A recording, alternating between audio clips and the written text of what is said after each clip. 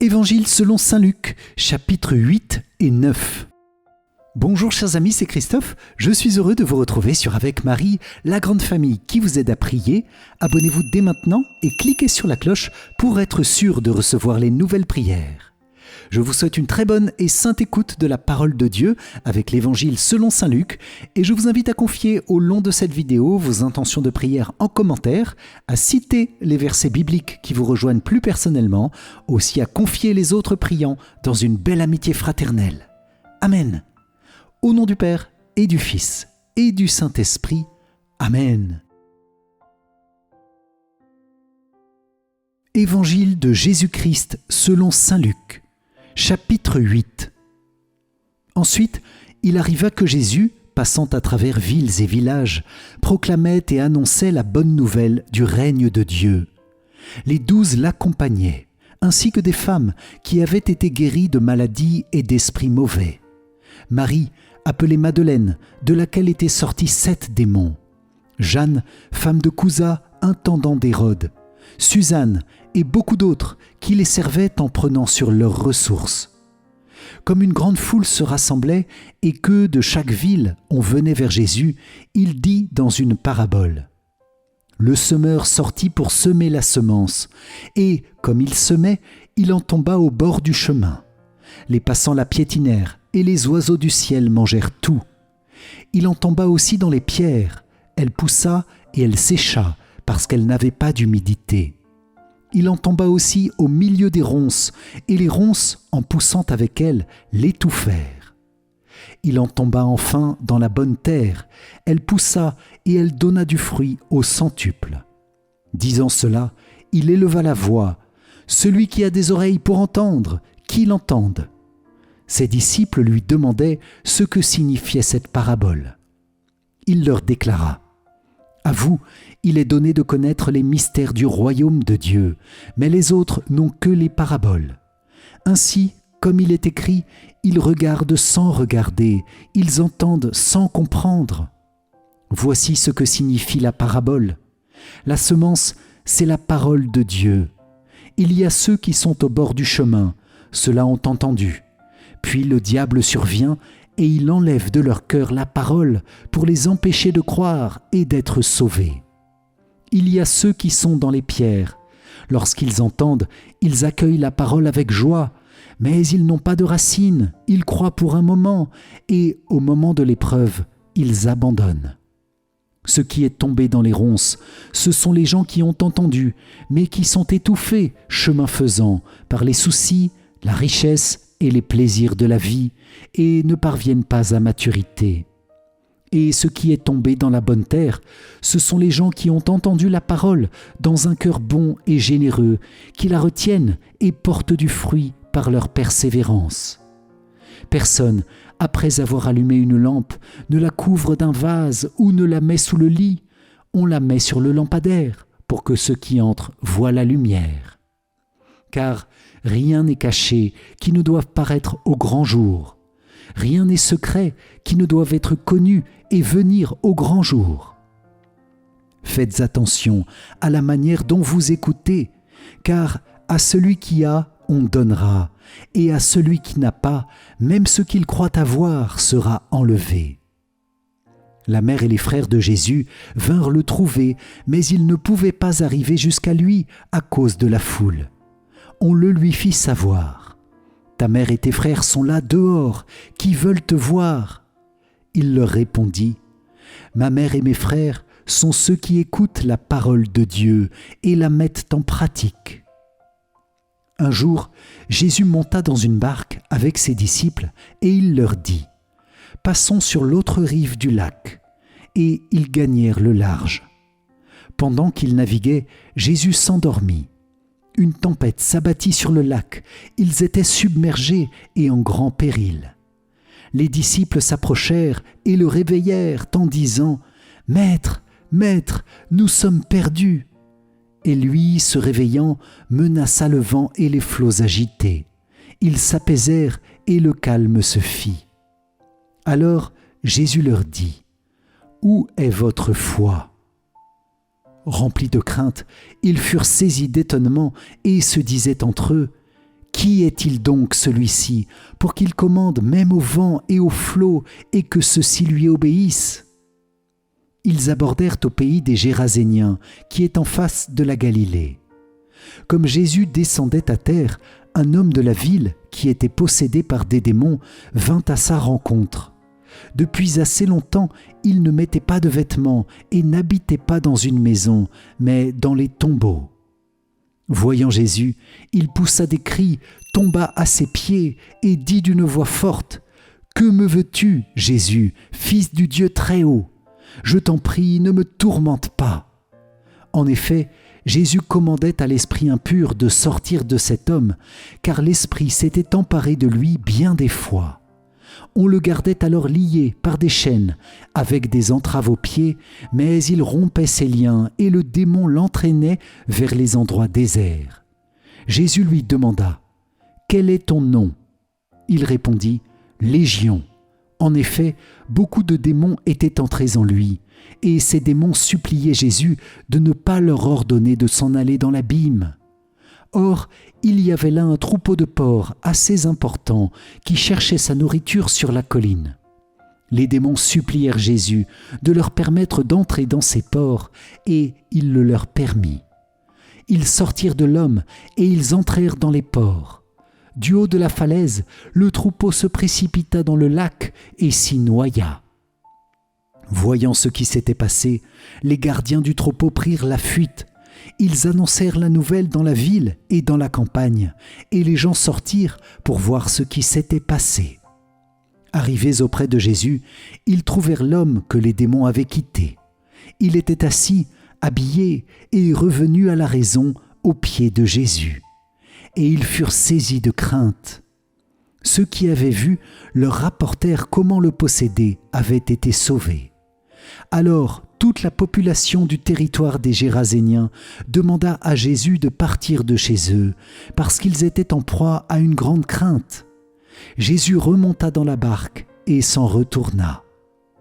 L'homme que les démons avaient quitté lui demandait de pouvoir être avec lui, mais Jésus le renvoya en disant : « Retourne chez toi et raconte tout ce que Dieu a fait pour toi. » Alors cet homme partit proclamer dans la ville entière tout ce que Jésus avait fait pour lui.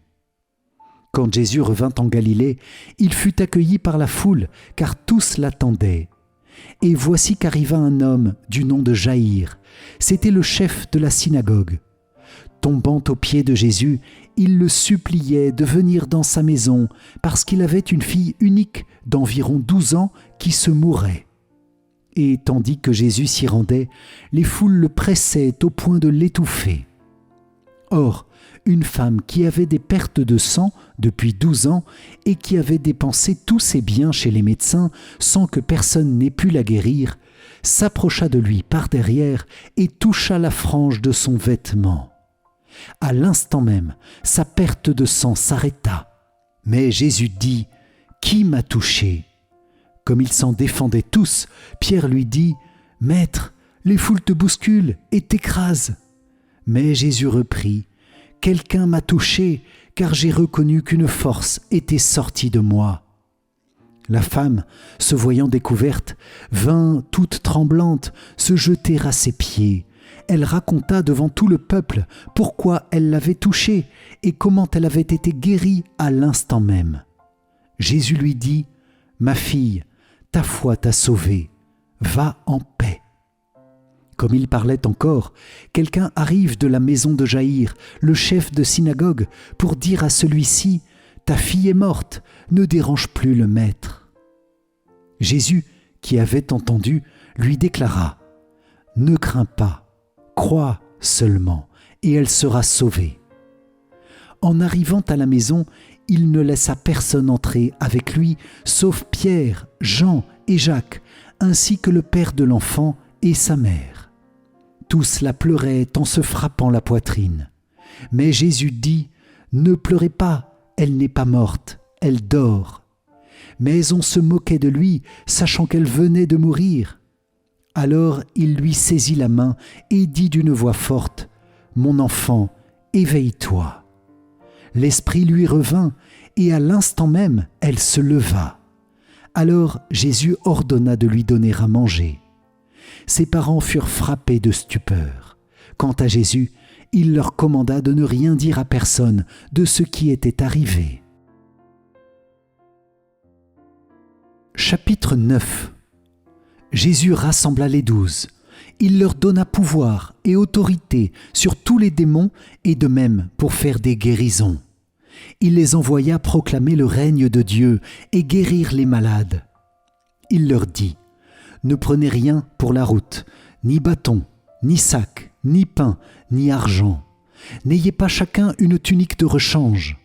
Quand vous serez reçus dans une maison, restez-y, c'est de là que vous repartirez. Et si les gens ne vous accueillent pas, sortez de la ville et secouez la poussière de vos pieds. Ce sera un témoignage contre eux. Ils partirent et ils allaient de village en village, annonçant la bonne nouvelle et faisant partout des guérisons. Hérode, qui était au pouvoir en Galilée, entendit parler de tout ce qui se passait et il ne savait que penser. En effet, certains disaient que Jean le Baptiste était ressuscité d'entre les morts. D'autres disaient « c'est le prophète Élie qui est apparu ». D'autres encore « c'est un prophète d'autrefois qui est ressuscité ». Quant à Hérode, il disait « Jean, je l'ai fait décapiter. Mais qui est cet homme dont j'entends dire de telles choses ?» Et il cherchait à le voir. Quand les apôtres revinrent, ils racontèrent à Jésus tout ce qu'ils avaient fait. Alors Jésus, les prenant avec lui, partit à l'écart vers une ville appelée Bethsaïde. Les foules s'en aperçurent et le suivirent. Il leur fit bon accueil. Il leur parlait du règne de Dieu et guérissait ceux qui en avaient besoin. Le jour commençait à baisser. Alors les 12 s'approchèrent de lui et lui dirent : « Renvoie cette foule, qu'ils aillent dans les villages et les campagnes des environs afin d'y loger et de trouver des vivres.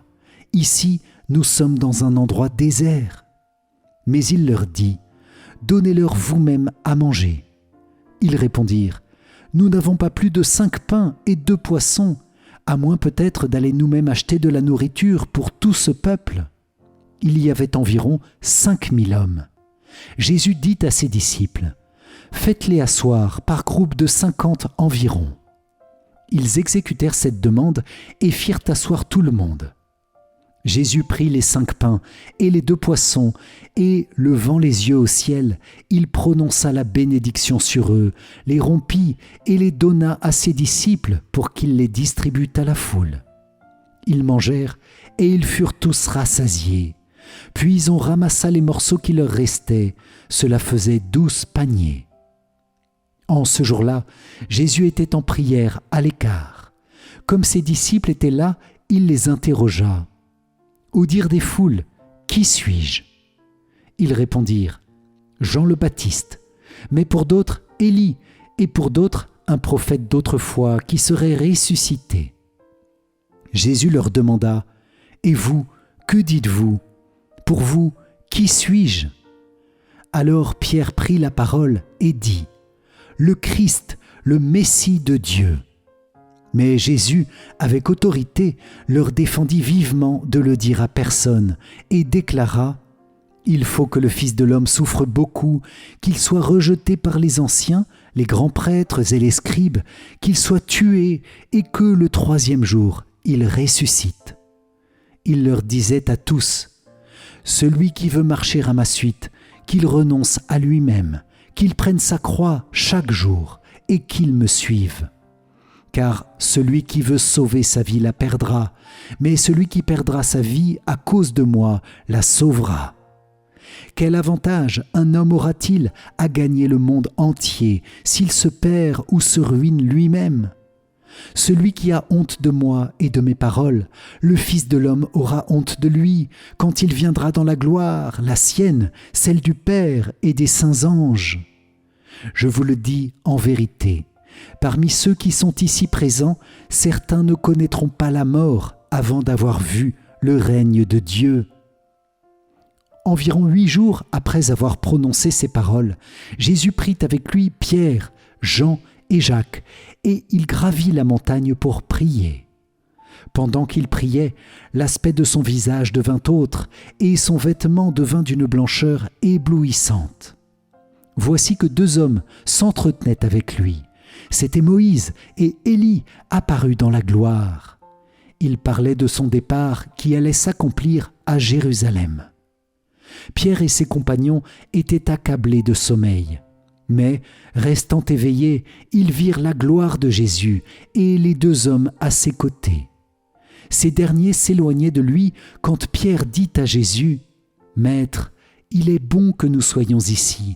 Faisons 3 tentes, une pour toi, une pour Moïse et une pour Élie. » Il ne savait pas ce qu'il disait. Pierre n'avait pas fini de parler qu'une nuée survint et les couvrit de son ombre. Ils furent saisis de frayeur lorsqu'ils y pénétrèrent. Et, de la nuée, une voix se fit entendre : « Celui-ci est mon Fils, celui que j'ai choisi, écoutez-le. » Et pendant que la voix se faisait entendre, il n'y avait plus que Jésus, seul. Les disciples gardèrent le silence et, en ces jours-là, ils ne rapportèrent à personne rien de ce qu'ils avaient vu. Le lendemain, quand ils descendirent de la montagne, une grande foule vint à la rencontre de Jésus. Et voilà qu'un homme, dans la foule, se mit à crier : « Maître, je t'en prie, regarde mon fils, car c'est mon unique enfant, et il arrive qu'un esprit s'empare de lui, pousse tout à coup des cris, le secoue de convulsions et le fait écumer. Il ne s'éloigne de lui qu'à grand-peine, en le laissant tout brisé. J'ai prié tes disciples d'expulser cet esprit, mais ils n'ont pas pu le faire. » Prenant la parole, Jésus dit : « Génération incroyante et dévoyée, combien de temps vais-je rester près de vous et vous supporter ? Fais avancer ici ton fils. » À peine l'enfant s'était-il approché que le démon le terrassa et le fit entrer en convulsion. Jésus menaça l'esprit impur, guérit l'enfant et le rendit à son père. Et tous étaient frappés d'étonnement devant la grandeur de Dieu. Comme tout le monde était dans l'admiration devant tout ce qu'il faisait, Jésus dit à ses disciples : « Ouvrez bien vos oreilles à ce que je vous dis maintenant. Le Fils de l'homme va être livré aux mains des hommes. » Mais les disciples ne comprenaient pas cette parole. Elle leur était voilée, si bien qu'ils n'en percevaient pas le sens, et ils avaient peur de l'interroger sur cette parole. Une discussion survint entre les disciples pour savoir qui, parmi eux, était le plus grand. Mais Jésus, sachant quelle discussion occupait leur cœur, prit un enfant, le plaça à côté de lui et leur dit : « Celui qui accueille en mon nom cet enfant, il m'accueille moi, et celui qui m'accueille accueille celui qui m'a envoyé. En effet, le plus petit d'entre vous tous, c'est celui-là qui est grand. » Jean, l'un des 12, dit à Jésus : « Maître, nous avons vu quelqu'un expulser des démons en ton nom. Nous l'en avons empêché, car il ne marche pas à ta suite avec nous. » Jésus lui répondit : « Ne l'en empêchez pas. Celui qui n'est pas contre vous est pour vous. » Comme s'accomplissait le temps où il allait être enlevé au ciel, Jésus, le visage déterminé, prit la route de Jérusalem. Il envoya en avant de lui des messagers. Ceux-ci se mirent en route et entrèrent dans un village de Samaritains pour préparer sa venue. Mais on refusa de le recevoir parce qu'il se dirigeait vers Jérusalem. Voyant cela, les disciples Jacques et Jean dirent : « Seigneur, veux-tu que nous ordonnions qu'un feu tombe du ciel et les détruise ? » Mais Jésus, se retournant, les réprimanda. Puis ils partirent pour un autre village. En cours de route, un homme dit à Jésus : « Je te suivrai partout où tu iras. » Jésus lui déclara : « Les renards ont des terriers, les oiseaux du ciel ont des nids, mais le Fils de l'homme n'a pas d'endroit où reposer la tête. » Il dit à un autre : « Suis-moi. » L'homme répondit : « Seigneur, permets-moi d'aller d'abord enterrer mon père. » Mais Jésus répliqua : « Laisse les morts enterrer leurs morts. Toi, pars et annonce le règne de Dieu. » Un autre encore lui dit : « Je te suivrai, Seigneur, mais laisse-moi d'abord faire mes adieux aux gens de ma maison. » Jésus lui répondit, « Quiconque met la main à la charrue, puis regarde en arrière, n'est pas fait pour le royaume de Dieu. » Acclamons la parole de Dieu. Louange à toi, Seigneur Jésus. Si vous avez apprécié cette écoute et prière avec l'évangile de Luc, likez et partagez autour de vous cette vidéo pour faire connaître et répandre la parole de Dieu. Pour vous remercier d'avoir participé, je vous offre mon livre numérique 5 clés essentielles pour mieux prier. Cliquez sur le lien qui s'affiche à la fin de cette vidéo ou dans les commentaires. Et je vous invite à rejoindre notre parcours de prière du moment. Le lien se trouve dans la description. Vierge Marie, merci de ton aide pour méditer et garder la parole de Dieu dans notre cœur. Nous te confions tous les fruits spirituels de cette méditation et prière. Salve Regina, Mater misericordiae, vita dulcedo et spes nostra, salve. Ad te clamamus, exules filii Eve. Ad te suspiramus, gementes et flentes in ac lacrimarum valle. Eia ergo, advocata nostra, illos tuos misericordes oculos, ad nos converte. Et Iesum benedictum fructum ventris tui, nobis post hoc exilium ostende. O clemens, o pia, o dulcis, Virgo Maria. Amen. Salut, ô Reine, Mère de miséricorde, notre vie, notre douceur et notre espérance. Salut. Enfants d'Ève, exilés, nous crions vers vous. Vers vous nous soupirons, gémissant et pleurant dans cette vallée de larmes. Ô vous, notre avocate, tournez vers nous vos regards miséricordieux. Et après cet exil, montrez-nous Jésus, le fruit béni de vos entrailles. Ô clémente, ô pieuse, ô douce Vierge Marie. Amen. Cœur sacré de Jésus, j'ai confiance en toi. Cœur immaculé de Marie, priez pour nous qui avons recours à vous. Saint Joseph, priez pour nous. Saint Michel Archange, priez pour nous. Notre Saint Ange Gardien, veillez sur nous. Tous les anges et tous les saints, priez pour nous. Ô Marie conçue sans péché, priez pour nous qui avons recours à vous. Ô Marie conçue sans péché, priez pour nous qui avons recours à vous. Ô Marie conçue sans péché, priez pour nous qui avons recours à vous. Au nom du Père et du Fils et du Saint-Esprit. Amen. Merci chers amis pour cette écoute de l'Évangile selon saint Luc. Que le Seigneur répande sur vous la paix et la joie de sa parole pour vous faire grandir en sainteté. Amen. Pour moi je vous dis à très vite pour notre prochaine prière. Soyez bénis. Ciao, ciao.